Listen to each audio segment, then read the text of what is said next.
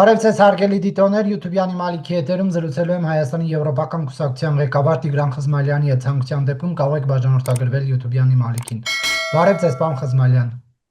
Ողջույն, պարոն Կիրակոսյան։ Պարոն Խզմալյան, ընտրություններից անմիջապես հետո Հայաստան եկավ Ալիևի արտաքին հարաբերությունների գծով օգնական Հիկմետ Հաջիևը։ Դուք սա կապում եք ընտրությունների արդյունքների հետ, թե ոչ, եւ եթե կապում եք, ապա ինչու։ Ես սա կապում եմ ընտրությունների ոչ միայն արդյունքների, այլ նախապայմանների հետ, որովհետև ակնհայտ էր, որ երկու հիմնական ուժերը, որոնք մնացին ընտրապայքարում, տարբերվում էին միայն հիմնականում մեկ բանով։ Մի ուժը ապավինում էր միմիայն Ռուսաստանի, դա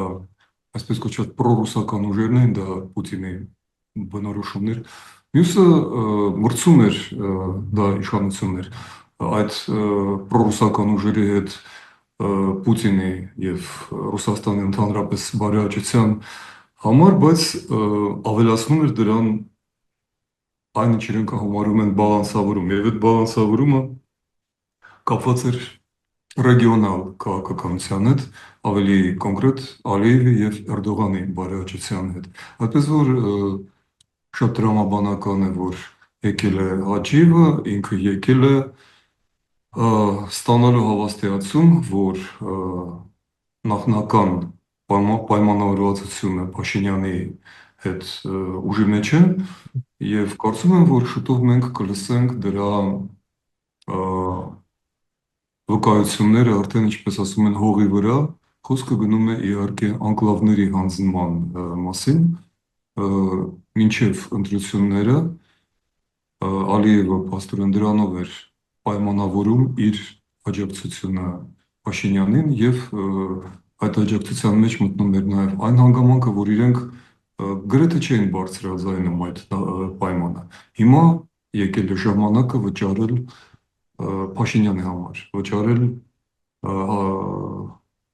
ներկայացված հաշիվը։ Ցավոք սրտի վճարելու է իրականում հայ ժողովուրդ, Ինչպես։ անկլավներ հանձնելով։ Անկլավ բառը ես ճակերտների մեջ եմ դնում։ Ես զգուշացնում եմ եւ հիմա շատ մեծ անհանգստություն ունեմ, ինչպես երևի շատ շատերը, որ առաջիկա շաբաթներին կարծում եմ դա հուլիս-օգոստոսի մեջ է լինելու, երբ խորհրդարանի ձևավորումը ավարտվի եւ դրանից անմիջապես հետո ես այդպես էլ գուշակում եմ, ոչ թե գուշակում եմ, այլ կանխատեսում եմ։ Ամիսներ առաջ կարծեմ ձեր հետ հանդիպումներից մեկի ժամանակ ասում եմ, որ մոտավորապես օգոստոսին, երբ որ խորհրդարանը նոր խորհրդարանը կուղարկեն արձակուրդ, կսկսվի այդ չարաբաստիկ անկլավների հանձնումը համաձայն նախնական պայմանավորվածության։ Իշխանություններն ասում են, երբ որ այդ թեմայով խոսում ենք, առաջնահերթ պետք է խոսել Արցվաշենի մասին։ Սա հերթական խաբկանք է։ Արցվաշեն գաղափարը մենք չենք արծարծում տասնամյակներով, որովհետև Արցվաշենը իսկապես անկլավ է, ի տարբերություն մնացածների, եւ գտնվում է իսկապես բավական խորը Ադրբեջանի տարածքի մեջ։ Եվ Արցվաշենի խնդիրը չէր արծարծում այն պատճառով, որ Հայաստանը վերահսկում էր Արցախը շատ ավելին կան Արցվաշենը։ Այդպես որ խոսել հիմա Արցվաշենի մասին դա ընդհանրապես, ինչպես ասում են, թոս փչոց է։ Խոսելով Արցվաշենի մասին, իշխանությունները փորձում են ստվերել, քողարկել, թաքցնել Տիգրանաշենի ոսկեպարի եւ եւս մեկ երրորդ գյուղի, որի թուրքական անվանումը չեմ հիշում, դա նույնպես Տավուշի շրջանում է, հանձնումը։ Ահա ինչու խոսում են Արցվաշենի մասին, այսինքն երբ որ ասում են Արցվաշեն, դրա տակ թաքնվում է երեք հայկական տարածք, որը պատրաստում են հանձնել։ Արցվաշենը չի կարող կոմպենսացնել եւ հակակշռել դա, որովհետեւ հայերը չեն ապրելու Արցվաշենում։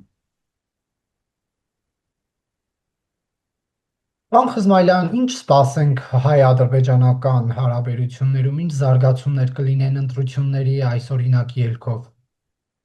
Ադրբեջանական հարաբերություններ որպես այդպիսիք իրականում չկան։ Դրանք մաս են կազմում շատ ավելի բարդ ա, հարաբերությունների։ Դա ժամանակին սովետական քաղաքականության մաս էր կազմում եւ Ռուսաստանը հմտորեն դեռ ցարական Ռուսաստանը կովկասյան թաթարներին, ինչպես անվանում էին ադրբեջանցիներին, օգտագործում էր հայերի դեմ եւ հակառակը։ Հետո մենք կարողացանք ճեղքել այդ արյունոտ շրջանը 94 թվականին այն ավարտվեց եւ հայ-ադրբեջանական հարաբերությունները դարձան որոշ ժամանակ ժողովրդավարության եւ բռնապետության միջև հարաբերություններ, սակայն Հայաստանը չօգտագործեց այդ հնարավորությունը եւ արդեն 95-96 թվականներից սկսած, հատկապես 99 թվականի սպանդից հետո Հայաստանը սկզբից դանդաղ, հետո արագորեն սկսեց վերածվել ավտորիտար կիսա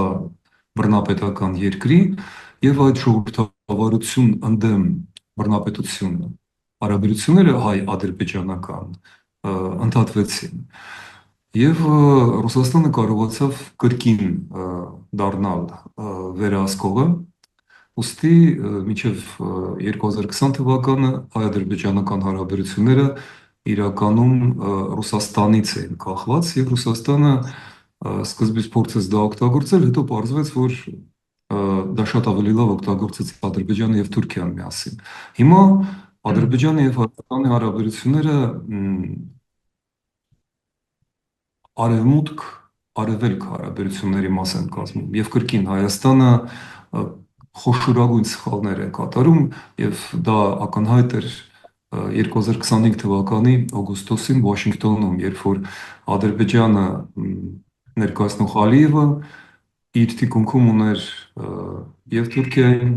եւ այդ պահին Իսրայելը եւ Թրամփին ճիշտ է ժամանակավոր, բայց իրենք ինչպես 20 թվականին, ինչպես 23 թվականին, այնպես էլ 25 թվականին կարողացան օգտագործել ամերիկյան քաղաքականության փոփոխությունների ներբերանգները շատ հմտորեն հայերի դեմ։ Հայաստանը կարող էր Վաշինգտոնում ներկայանալ որպես եվրոպական Եվրոպային ձգտող երկիր եւ այդ դեպքում ինչպես Ուկրաինայի թիկունքում նույն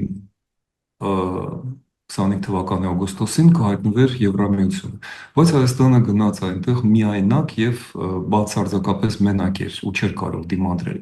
Այսինքն հայ-ադրբեջանական հարաբերությունները 25 թվականին դա թուրք-ամերիկյան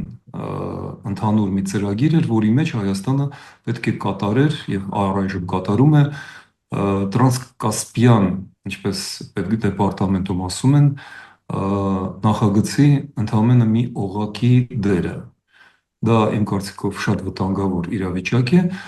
Միայն վերջին շաբաթներին եւ ամիսներին եւ հատկապես մի քանի ժամ առաջ, երբ Թրամփը Վերսալում, Փարիզում կնքեց Իրանի հետ խաղաղություն, թե իրանցիների բացակայությամբ, այդ հայ-ադրբեջանական հարաբերությունները սկսեցին մի փոքր փոխել իրենց ձևաչափը, բայց այստեղ ահռելի աշխատանք է պետք, որը չի արվի Հայաստանի կողմից, մինչև որ Հայաստանը չդառնա եվրոպական երկրների եւ Եվրամիության պատասխանատվության գոտի։ Մինչև դա Հայաստանը մնալու է այդ հարաբերություններում օբյեկտ, այլ ոչ թե սուբյեկտ։ Պարոն Խզմայլյան, հետընտրական ինչպիսի զարգացումներ կլինեն Հայաստանում։ Ուժեղ Հայաստանի առաջնորդ Սամվել Կարապետյանն արդեն հայտարարել է, որ պետք է ընդդիմադիր հետընտրական կոալիցիա ձևավորել, քննարկել խնդիրները, դուրս գալ փողոց եւ հեռացնել իշխանություններին։ Ինչպես Ոչ նաեւ մի զուգահեռ դիմելու են սահմանադրական դատարան։ Ոչ մի նման բան տեղի չի ունենա։ Դիմումներ կարող են լինել, որոնք ընթացք չեն ստանա, Փողոցային պայքարը բացառվում է երկու հիմնական պատճառով։ Երկրորդ պատճառը, որը այդքան կարևոր է տվյալ դեպքում չէ, այն է, որ իրականում այդ ուժերը չունեն ոչ մեծամասնություն, ոչ շատ է քիչ ստվար զանգվածների աջակցություն, ինչպես իմիջիալուց նաև Փաշինյանը չունի։ Ոչ մի քաղաքական ուժ հիմա ժողովրդական, էլ չեմ ասում համաժողովրդական, համաժողովրդական կներեք, համազգային աջակցություն չունի, բայց դա ունի պատճառ։ Եվ պատճառն այն է, որ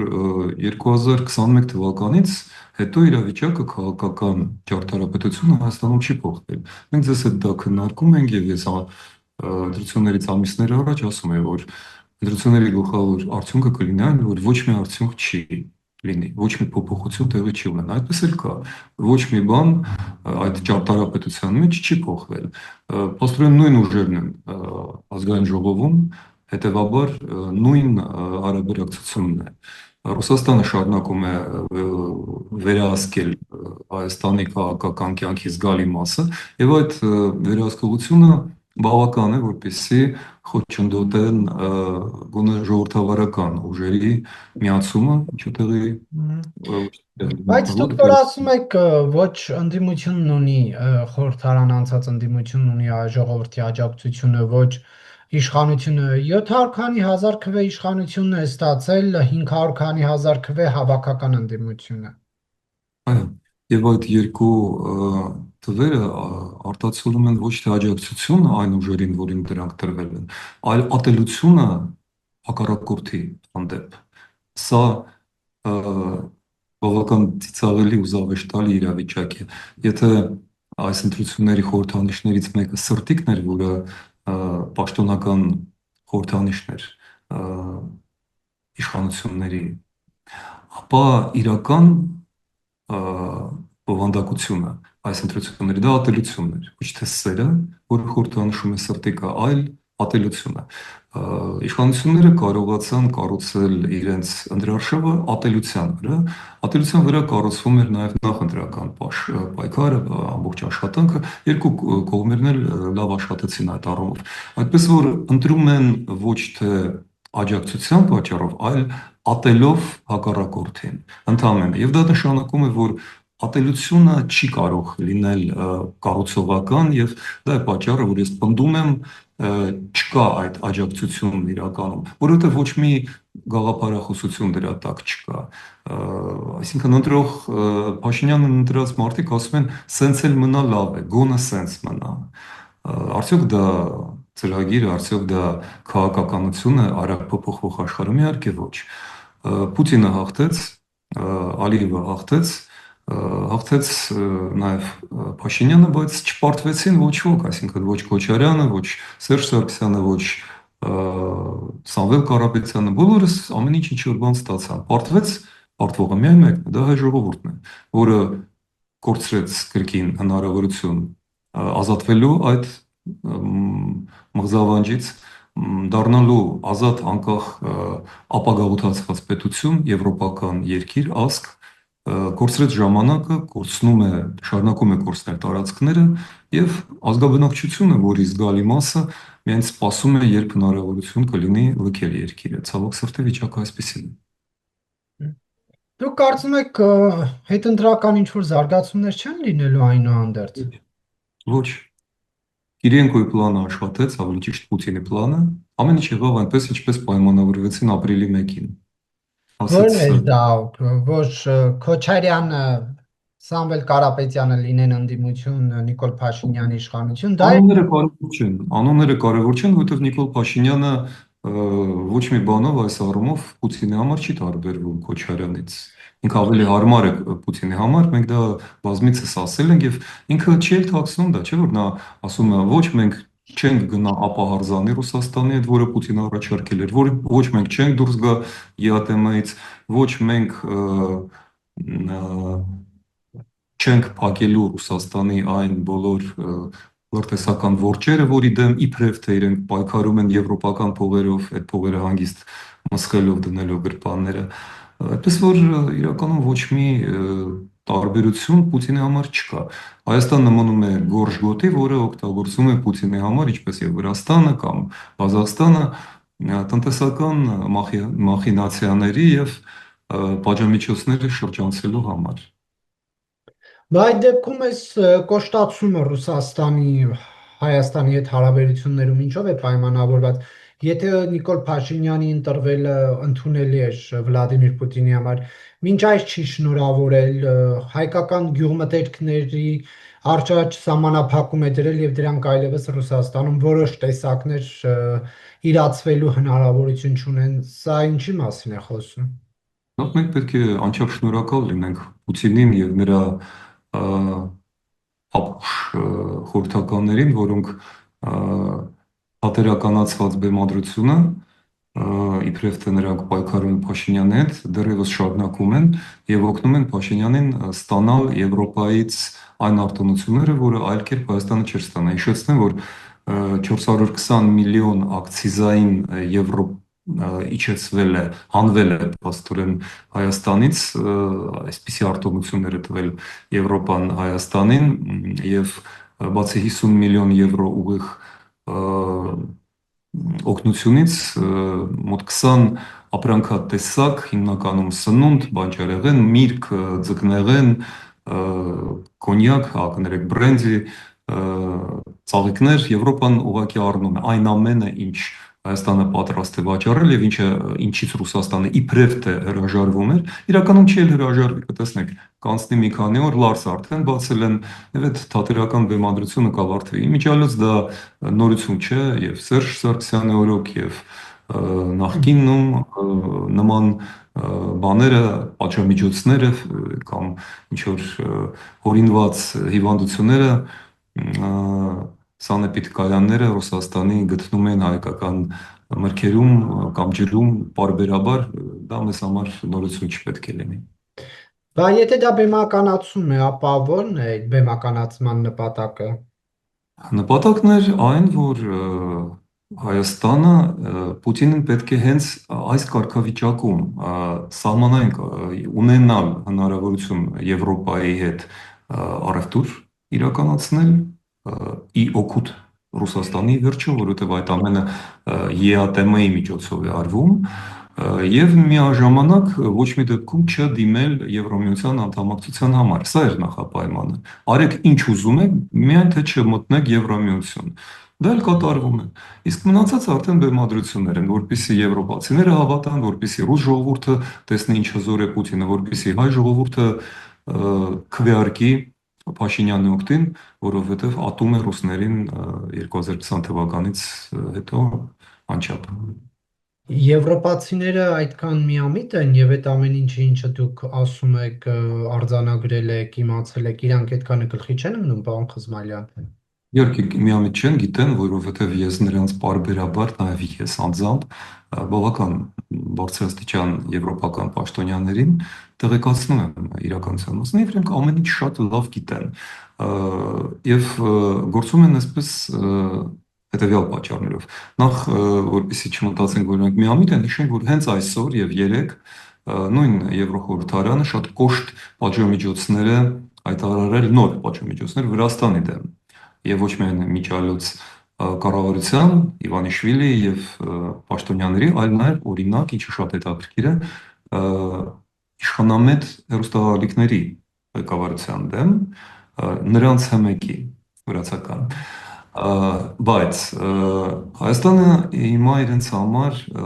շատ լուրջ խնդիր է, որովհետև նրանք տեսնում են ինչ է կատարվում եւ որոշել են պայքարել Հայաստանի համար։ Իրենք ժամանակին ընդունել են իրենց սխալները, սխալ են գործել Վրաստանում, թույլ են տվել, որ Վրաստանի էլիտաներին Ռուսաստանը պարզապես կաշառի եւ այն միլիարդավոր, տասնյակ միլիարդ ներդրումներ, որ տվել է Եվրոպան, Անտալիա, Քութայիս, Բաթում եւ այլ տեղերի համար, այն ռեֆորմների համար, որ կատարվում էին եւ Սաակաշվիլի օրոք եւ Սաակաշվիլից հետո, այդ ամենը հոդս ցնդեց։ Իսկ Հայաստան իրենք այդքան ներդրումներ չեն արել, շատ մի 10 անգամ ավելի քիչ, բայց իրենք շատ լուրջ պայքարում են եւ այն, որ մենք տեսնում ենք հիմա, դա մի փոքր չափազանցնեմ, ասեմ, որ Եվրոպան փաստորեն պարտադրում է Հայաստանին եվրոինտեգրում։ Եվ այդ պարտադրման մասը կազմում այն, որ Եվրոպան ասում է, այո, մենք տեսնում ենք, որ դուք ձգտում եք դեպի Եվրոպա։ Ճիշտ է, հաջորդ իսկ օրը Փաշինյանը հայտարարում է, չէ, մենք չենք գնում Եվրոպա, մենք պատրաստ չենք Եվրոպային, մենք սենց, Եվրոպան ասում է, շատ լավ, մենք անում ենք բոլոր խոչընդոտները, դուք կարող եք վաճառել այն, ինչ կարծում եք, որ մենք չենք առնում, մենք առնում ենք։ Միևնույն է, մենք չենք գնում, մենք դիմում էլ չենք տալիս։ Ոչինչ, դուք իսկական եվրոպական երկիր եք եւ այլն եւ այլն, բացի դա շատ կարեւոր է, որ Եվրոպան էլի չկարծեք, որ այնտեղ միամիտ մարդիկ կան։ Տարբեր խորհրդարաններում հենց այս օրերին կտրուկ ավելացրեց ճնշումը Ադրբեջանի վրա, հիշեցնելով եւ Արցախը, եւ Արցախի փախստականների իրավունքները, եւ ժամեր առաջ դեռևս 2016 թվականի Քարորիայի զոհերից մեկի գործը, այդ ամենը պատահական չէ, որ հենց այս ժամերին է այս ամենը էփվում։ Սա անուղակի երկխոսություն է հայ ժողովրդի հետ։ Եվ ես կարծում եմ, կներեք իհարկե, չեմ փորձում ձեզ դաս տալ, բայց հայ լրատվական միջոցները հայկական պետք է որ հասկանան, թե ինչ են եվրոպացիները ուզում ասել, որտեղ եվրոպացիները հասարակության հետ խոսում են սովորաբար լրատվական զանգվածային լրատվության միջոցներով, կարծելով, որ լրատվական միջոցները անկախ են, խելացի են եւ կարող են կարդալ տողատակերում այդ ուղերձները։ Ցավոք սրտի Հայաստանում տենց բան չկա եւ մենք շարունակում ենք քննարկել երրորդական, չորրորդական կարևորության բաները, հատկապես որ լրատվական միջոցների մեծ մասը ծառայում է կամ իշխանությանը կամ օլիգարխներին։ Անկախ լրատվամիջոցներ շատ քիչ են, բայց քանի որ դուք այդ քչերից մեկն եք, խնդրում եմ ուշադրություն դարձրեք եվրոպացիների այս ուղերձների վրա, որովհետև իրենք ուրիշ միջոց հայ ժողովրդի հետ խոսել ոչ թե չունեն, այլ չեն ուզում պարզապես ուղիղ խոսքը ասում են միայն շին են ասում, չէ՞։ Այդ չեն ուզում դրան հասնել։ Եվ չեն ուզում ասել, այո, մենք հասկանում ենք, որ Փաշինյանը կեղծում է եւ երկակի խաղ է խաղում։ Բայց դա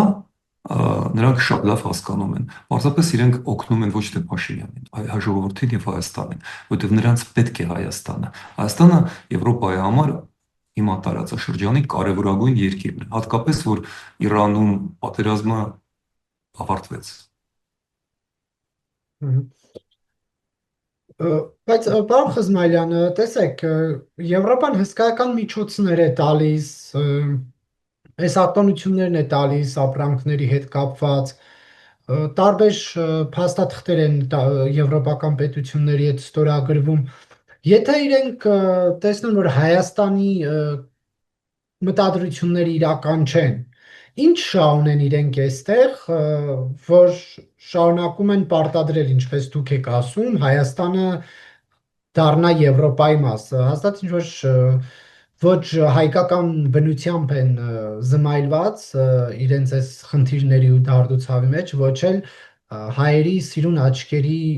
համար են այս ամեն ինչ անում։ Իրեն շահ է այս դեպքում որն է։ Պարոն Կիրակոսյան, Եվրոպան շատ լավ հասկանում է ինչ է կատարվում ողջ աշխարհում։ Անցած ամիսների ընթացքում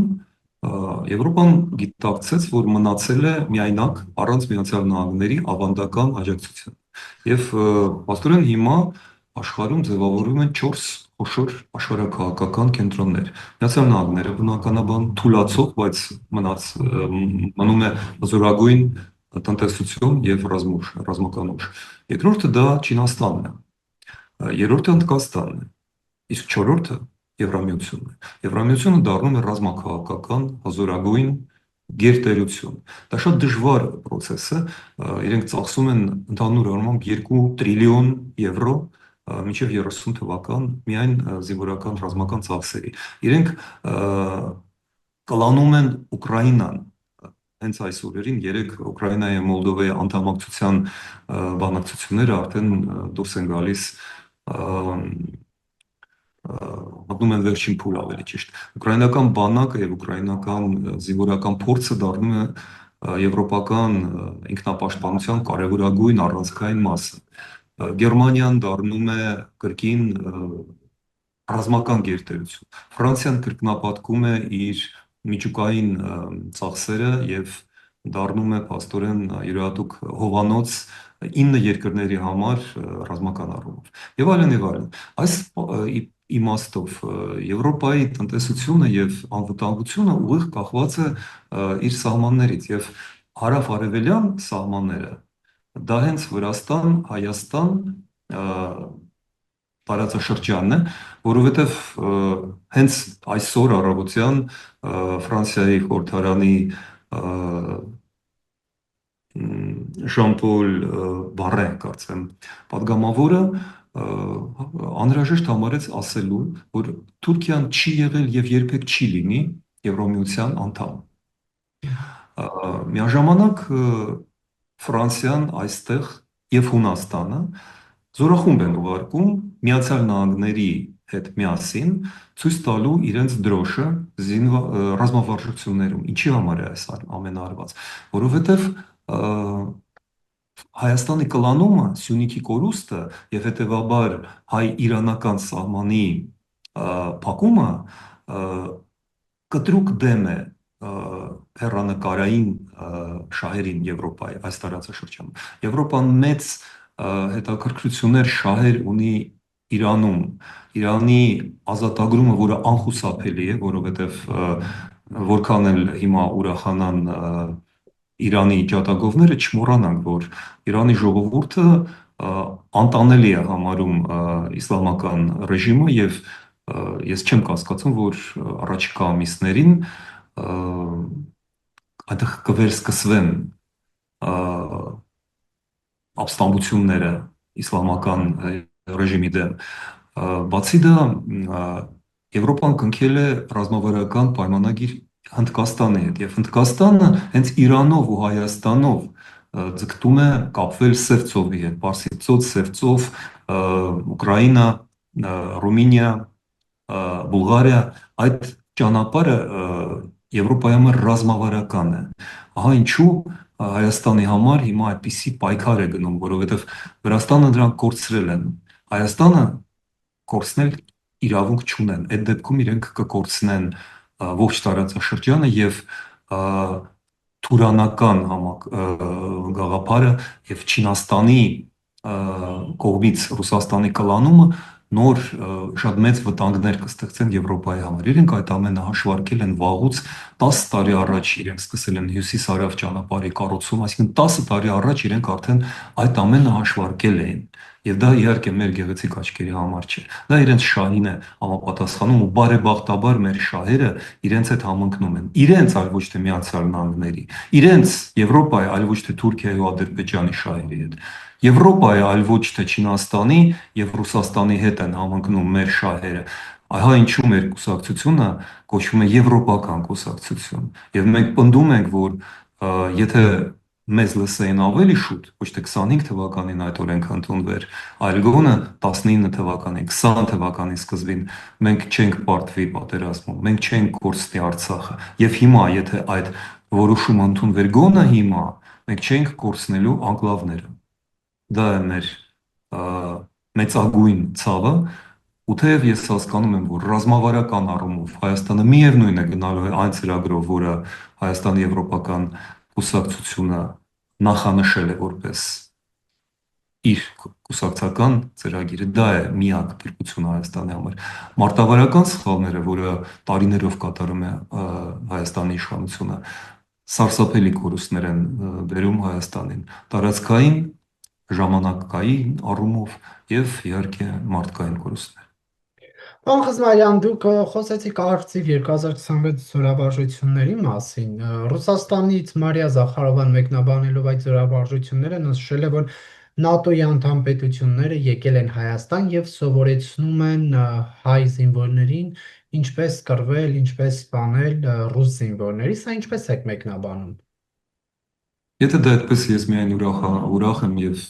շնորհակալությունս կարող եմ հայտնել Մարիա Զախարովին։ Վերջերս ընդհանրապես եւ Պուտինը եւ Լավրովը, իսկ հիմա փաստորեն նաեւ Մարիա Զախարովան արժանի են Հայաստանի Եվրոպական կուսակցության պատվավոր անդամ կոչում ստանալու։ Ես կմտածեմ այդ մասին եւ կուղարկեմ իրենց համապատասխան փաստաթղթերը եւ մեր կրկնությունները, որովհետեւ ոչ ոք ավելի շատ չի արել հայ ժողովրդի քաղաքական հասունության համար եւ մեր ժողովրդին ռուսամետ, ռուսաստրուկ, ռուսուլմանական հավկուրությունից բուժելու համար։ Ոչ ոք ավելին չի արել, քան Պուտինը, Լավրովը եւ Մարիա Զախարովան։ Միգուցե Մարգարիտա Սիմոնյանը նույնպես։ Բայց սա ավելի շատ այն մասին է, որ հակառուսական է դառնում Հայաստանը Մարիա Զախարովայի մեկնաբանությամբ։